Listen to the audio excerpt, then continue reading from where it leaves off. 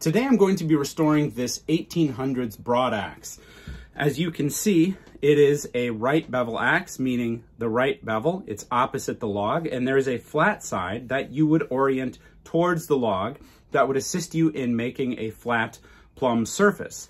You can see, particularly in this shot, there is quite a bit of cupping on the bit. This is not a deformed axe. This is not a defect or something that happened to the axe throughout the course of its life.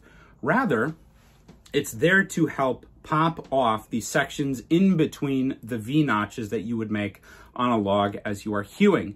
Joggling is the process that would have been predominantly used at the time. You stand on the log or stand behind it, you make your V-notches, and then you pop out the sections that remain proud in between the notches.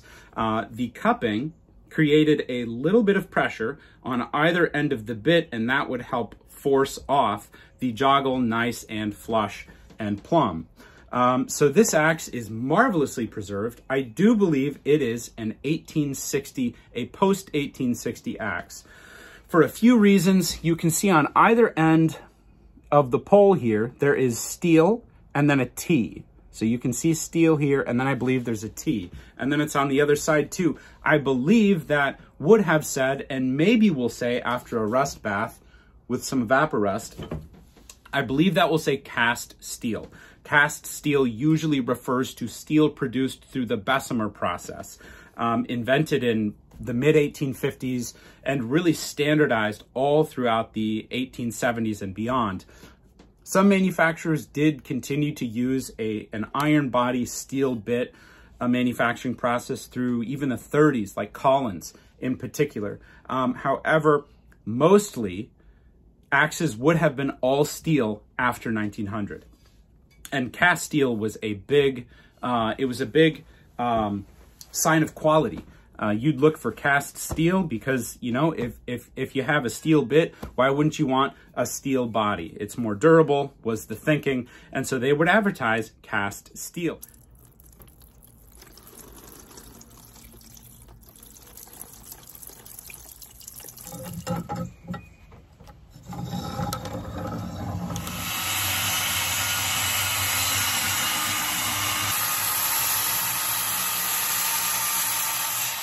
Okay, so I did take the axe out of that bath long enough to figure out which way's up, which way's down, so I can make a template to trace onto the axe handle. So we have the first end 20.41 and 20.3. Okay, so as expected, there's a very, very slight taper on this broad axe. That's, I mean, a tenth of a millimeter, which is, typically it's at least a full millimeter. But that's not actually terribly surprising given that these broad axes were designed so that you could put in either a slit fit handle or a wedged handle with a removable wedge. And I'm going to put a picture of an example of the removable wedged handle. You basically just have the same wedge that you would use for permanently fixing an axe head to the handle, except it would be taller and probably a little bit thicker. So you could tap it in lightly, take it back out. And that works great because with a broad axe, you won't be swinging with the force of a felling axe anyway. And the only thing you want to be careful for is that you keep your tape in place.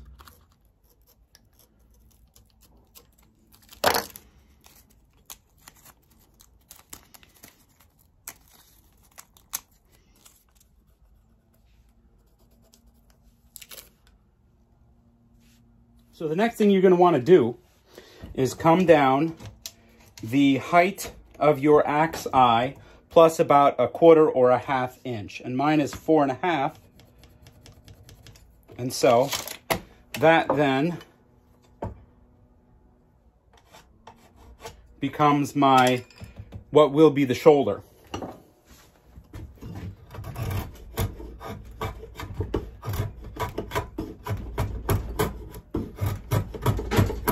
So we are getting really close to being able to fit this for the first time on the axe head. And who knows how long it's been since that axe had a handle.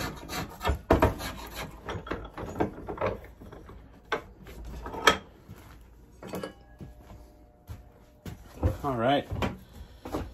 And wow, we are so close.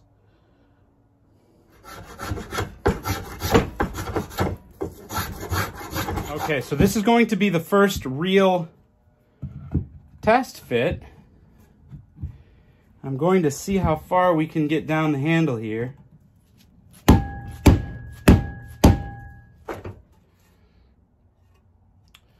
So as you can see here, we're tight at the front. Okay, so we've done a little bit more thinning out.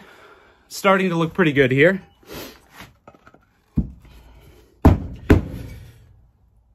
And that's great. That is exactly what you want. Okay. And again, I'm going to start at my second line and taper up to my first. Okay, so we've got a nice tight fit. And what I'm going to try to do now is cut my kerf. And so I want my kerf to be as centered as possible.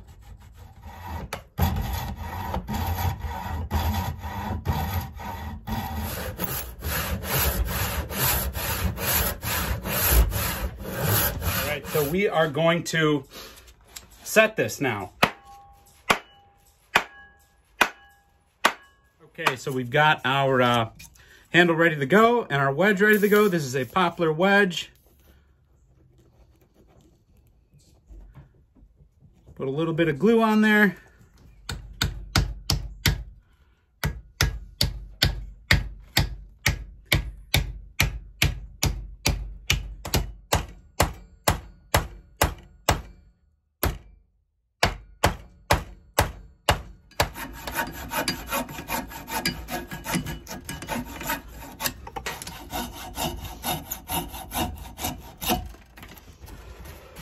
I am really bummed out because I went from what you saw on camera to this.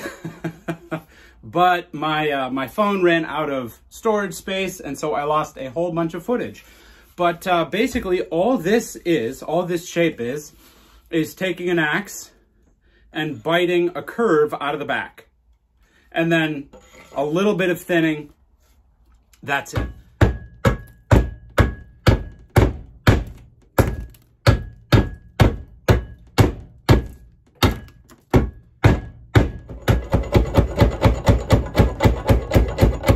So we can take our spoke shave here.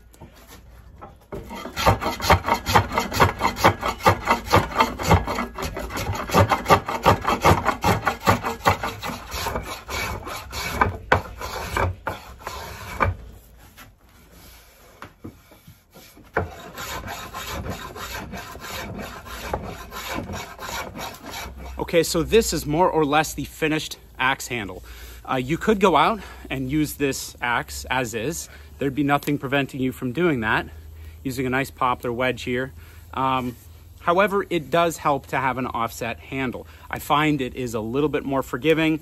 If I'm using a straight handle, I really want gloves. If I'm using an offset, it does kind of get your knuckles out of the way there. So, white oak bends very nicely. What we have here is a pot of water that is just about ready.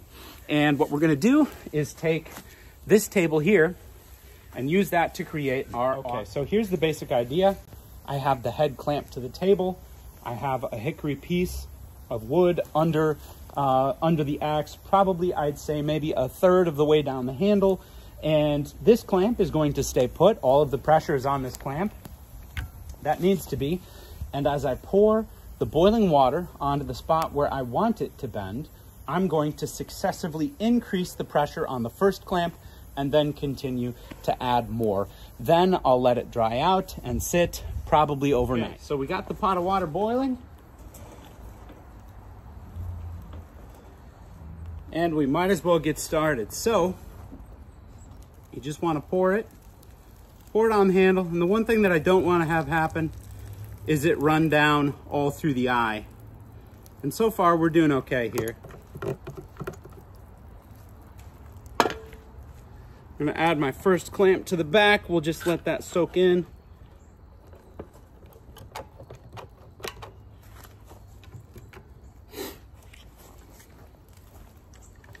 Going to add another clamp back here just to keep this head secured down. All right. So now as we pour, we can increase the force on these clamps. And you can see it really doesn't take that much. In fact, I'm gonna see how far I can get with just that one clamp.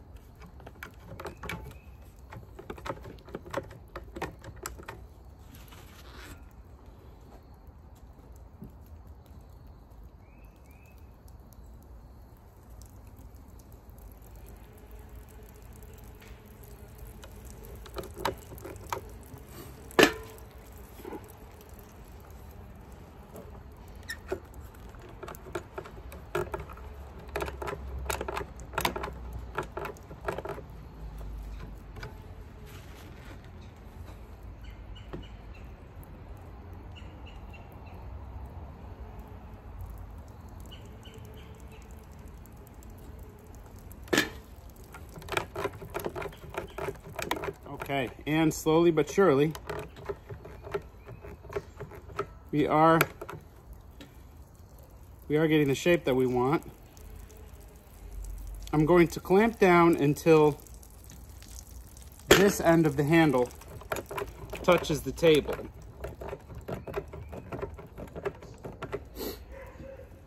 We've got a really nice bend. And what I think I'm gonna do after this comes out of the clamps is thin down the section of the handle that's under the hickory cutoff there.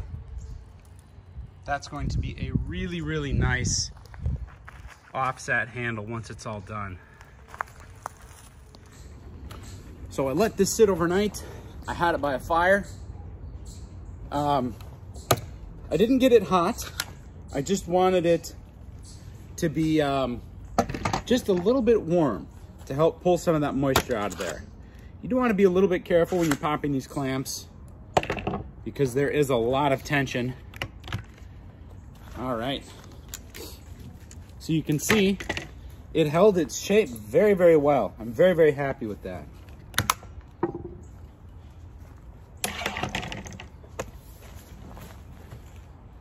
All right, here we go.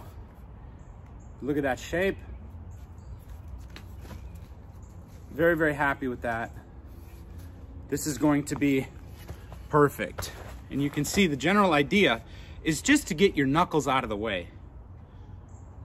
Okay, so I gave it a nice little sanding. I think I probably had 400 grit or something on the orbital sander. Really just something to smooth it down and get rid of some of the just little indentations that the clamps left. So here I've got some just awesome sludge. Some people think it's a little bit weird. It does thicken up when it's cold, but this is the best wood preserver that I have ever used. And it's my own mixture. It's a stain and it's a preserver. It's got probably about 400 or 500 pounds worth of distilled oak bark. It has pine tar. It has raw linseed oil, and it's just wonderful. It really does give wood an antique, really nice look, and it is just a heck of a preserver too. You see it.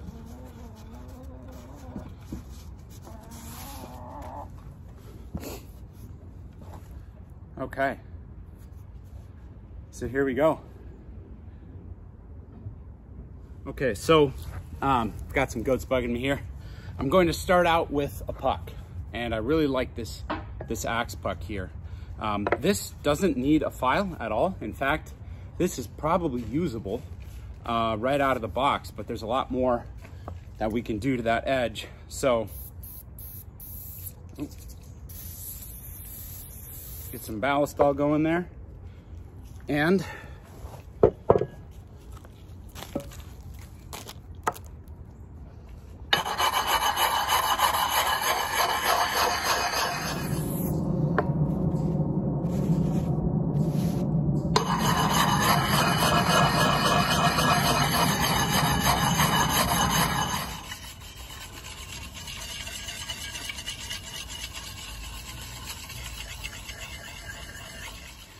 okay, so I took it into my shop and hit it with a leather belt on my 1-inch Harbor Freight belt grinder.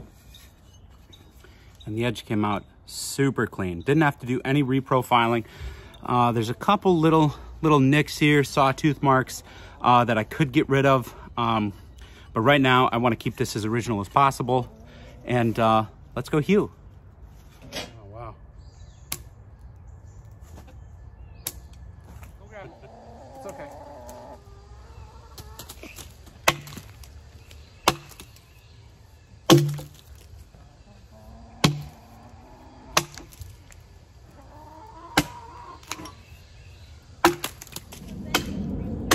Yep.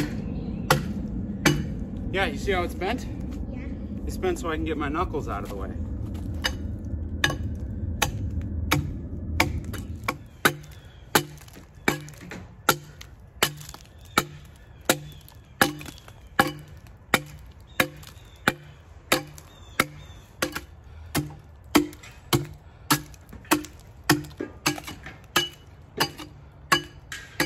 This is where having an axe that can go the full length of the log is so helpful, because you really don't want to hew cross grain. You look at how it comes off. Hewing cross grain, it comes off, but then versus with the grain, oh, I forgot there's that knot there that really wants to hang me up at the end.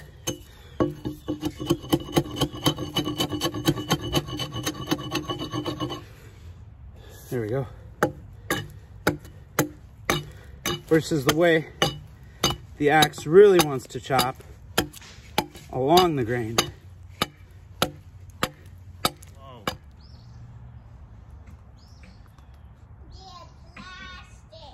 Oh my goodness.